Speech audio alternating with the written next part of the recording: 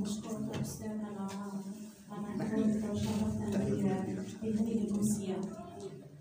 إحياء للذكرى 162 للمبايعة الثانية للأمير عبد القادر، تشرفنا بحضور الدكتور محمد الأمين بالغيث بتقديم هذه الأمسية والندوة التاريخية بعنوان عبد القادر الجزائري المقاوم ورجل الدولة. مرحبا بك أستاذ ونشرف بحضورك. تفضل.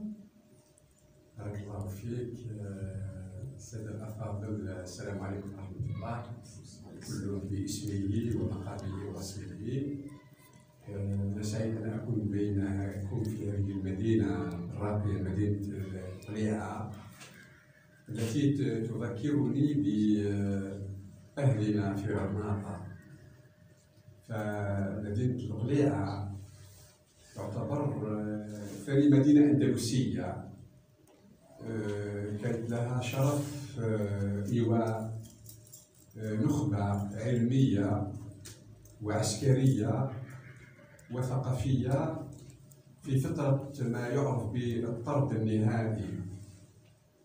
ومدينة القليعة مدينة شبيهة بالقليعة أو القلعة في منطقة البيريني أو جبال البرتات كما تسمى في الجغرافيا العربية.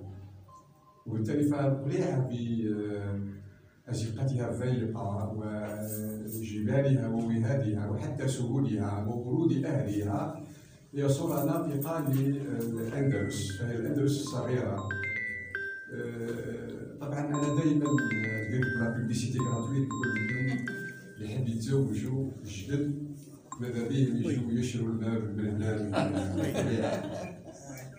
وطبعا القليعة هواء نقي، جو طيب، ومجتمع خليط في مكوناته بين القبائل البربرية، قبائل عربية وقبائل أندلسية أو مكونات أندلسية، وهي الصورة الناطقة للمجتمع الذي تكون خلال 700 سنة كاملة في شبه جزيرة إيبيريا.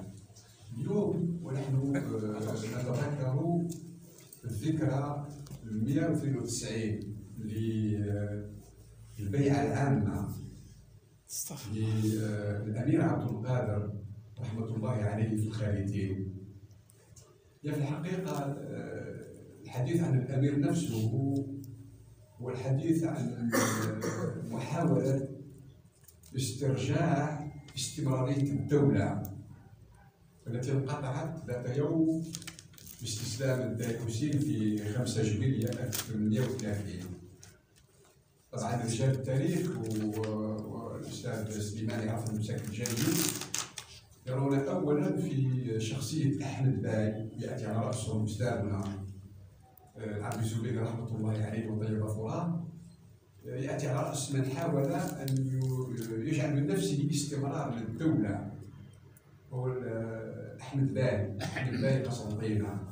أحمد باي قسنطينة يرى نفسه هو صاحب الشرعية، لأنه استمرار للدولة التي انقطعت في 5 جويلية 1830 بسقوط أو باستسلام أو بتوقيع شك الاعتراف لدي بورمون باحتلال مدينة الجزائر. الأمر الثاني والمهم جدا، الأمير عبد القادر يتناوله الدارسون والمؤرخون من زوايا عديدة. فالرجل أولا شاب وضيء الوجه، أنيق، ربع في طوله وعرضه، وكان صورة طبق الأصل. هذه مهمة جدا أيها السادة الأفاضل، هو صورة طبق الأصل لجده الأعلى سيدنا رسول الله صلى الله عليه وسلم. كثير من الناس يتجاوزون هذا الأمر، لذلك احنا لما السيدات مع الغير معنيات هما اللي غير معنيات المتزوجات ما نهضرش عليهم، نهضر على غير المتزوجات، يقولوا جينا نطلب يد ابنك بالحسب والنسب. الحسب والنسب ضروري جدا في اختيار المحضن لأبناء المستقبل، ولذلك الأمير حسيب ونسيب، فهو ينتمي إلى جده الأعلى المختار من سيد القادة. والمسألة ليست هينة بالمناسبة، لأنه فيه تصوير للتاريخ بالمناسبة. لما تسمع واحد هكذا من أقصى الدنيا يحب يثبت بثقافته العرجاء، يقول الأمير عبد القادر البربري محمد السيد من قريش من خير القبائل التي أسست الدولة والتي لا تدير البشرية إلا بعصبية قريش. وقد تحدث سيد الخلق محمد عليه الصلاة والسلام هذا الأمر فقال إن العرب لا يدينون إلا إلى قريش. أنت حبيت تنحي من أسس تشكيل وتكوين حاجة اسمها الدولة. الأمر الثاني إضافة إلى أنه حسيب النسب فهو رجل عالم وشاعر وأديب. الأمير عبد القادر حفظ القرآن الكريم وهو شاب صغير جدا، ما بين التاسعة إلى 13 استطاع أن يحفظ القرآن الكريم وأن يعرض هذه الحفظة على ولده أولا محي الدين، وهو سيد في قومه في منطقة سهل العريس. وحتى تكونوا في الصورة أيها السادة الأفاضل والسيدات الفضليات، منطقة سهل العريس ومنطقة الشلف عامة هي منطقة الأشراف بلا منازع. سهل الشلف هو سهل الأشراف، وأشهر من عالج هذه المسألة القاضي الشهير المازوني صاحب الدرر المكنونة في نواة المازونة، فله كتاب رائع جدا حقق مؤخرا اسمه صلحاء الشلف. والصلاح إذا ارتبط بالحسب والنسب فهو قمة ما يصل إليه الإنسان في العصر الحديث. لذلك فالأمير عبد القادر من أهل غريس ومن صلحاء الشلف عامة التي هي كانت منطقة علم وزوايا.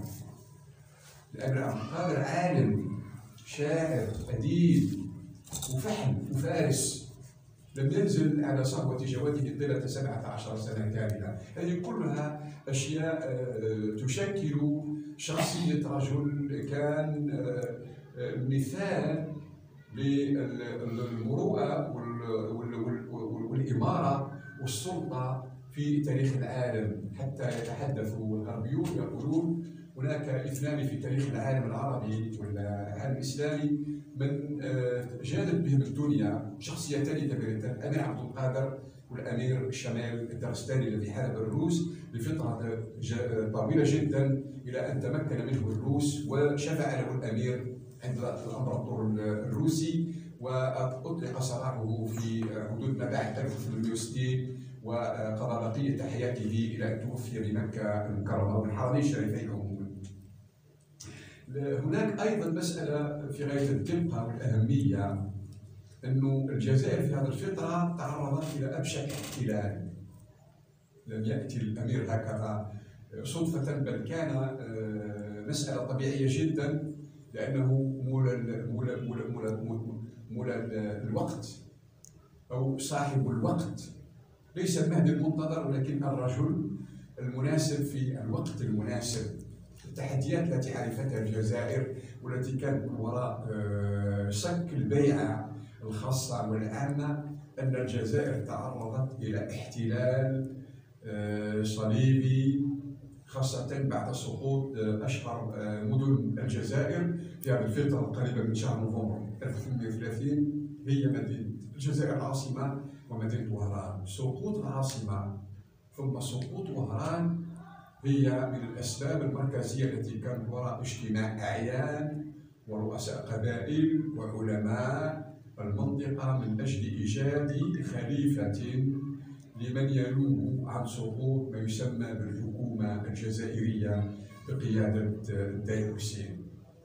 الأمر الآخر أيها السادة الأفاضل والسيدات الفضليات، الأمير عبد القادر كان شابا يوم تولى هذه الإمارة، لم يتجاوز 24 سنة، وكان له إخوة 4 أشهرهم على الإطلاق واحد من العلماء اللي هو أحمد. هذا أحمد من كبار العلماء، وهو صاحب الكتاب الرائع جدا صفينات الجيال. تتصور لما يكون واحد يعيش زمن القهر ويكتب لك الكتاب على أصول وألقاب وأسماء مشاهير أو أشهر الجياد المعروفة في تاريخ العالم العربي. والعرب معروفون بالفروسية أيها السادة الأفاضل، فالعربي لا يخفق قلبه إلا حينما يشاهد كثير مرات مسلم انا وعندي قدام كمان بصح ولا ديري راه فيها كاع. او الامر الثاني اذا يسمعوا طربيه او قصيده شعريه من المعلقات العشر او معلقات السبع، قف نبكي، او يرى شنابك خيل جواد اصيل اذهب كما كان عليه جواد عن طرب الشداد. هذا هو العربي المستعد للبلاد على جرجويه الافعال، لكن نحن لا نتمنى ذلك. العربي ايضا بامكانه ان يملك الاسلحه الشامله من اجل حمايه نفسه واهله وعرضه وجواده وكثير رمله وقصيدته الطربيه. الامير عبد القادر ايها الساده الافاضل، حتى تكونوا في الصوره، ليس فحسب ان شخصيته قد برزت بشكل طبيعي جدا في 32 بعد سقوط وهران وسقوط مدينه الجزائر، بل الرجل كان يملك مؤهلات اخرى. من بين اهم المؤهلات وشهاده الكبار في شخصيه الامير عبد القادر. زيادة شويه نوري ديالك تاع الخير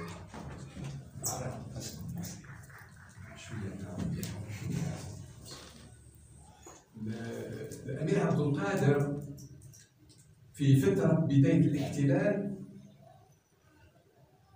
كان موجود بالحرمين الشريفين، وشاب صغير 24 سنه 23 24 سنه. اطلق سراحهما الوالد محي الدين والابن عبد القادر حكم وهران. الامير حسن شيخ كبير كان خايف على الكرسي تاعو، ويوم يخشى السلطان على كرسيه فعرف انها بدايه الانهيار، هذه المشكله. فاطلق سراحهما فشد الرحال لاداء فريضه الحج وسنه العمره. طبعا الامير في هذه الفتره شاهد التطور او بدايه التطور الذي عرفته مصر في زمن محمد علي باشا، ثم اقام فتره لا باس بها مع والديه في الحرمين الشريفين.